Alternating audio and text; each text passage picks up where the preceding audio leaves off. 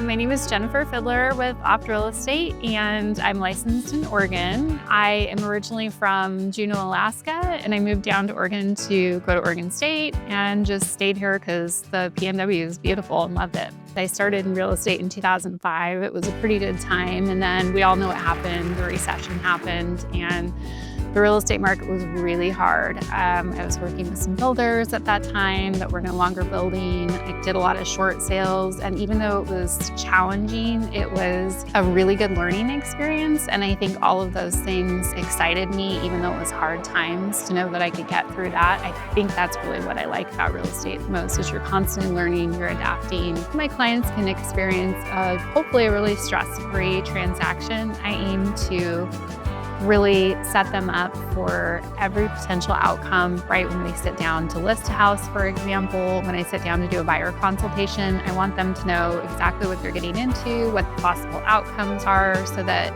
they're not surprised when something comes up, because there is always something challenging in a real estate transaction that we have to work through. I've got a husband who's a contractor. He can help out with a lot of repairs. A lot of times that just alleviates the stress, and we try and mitigate some of those things up front, especially in a listing. And I think that's the most stressful part of a real estate transaction, is that repair negotiation piece of it. I just want to ensure that every client has a really good experience. I've never been a huge production volume person. I don't want to help hundreds of people a year, because I think the quality for me would go down. I really like to be involved in the process as much as I can. So I just want my main goal to be client satisfaction at the end of the deal. For me, success looks like a good testimonial. It looks like, being invited over to somebody's house after closing, staying in touch with somebody and creating a relationship with them.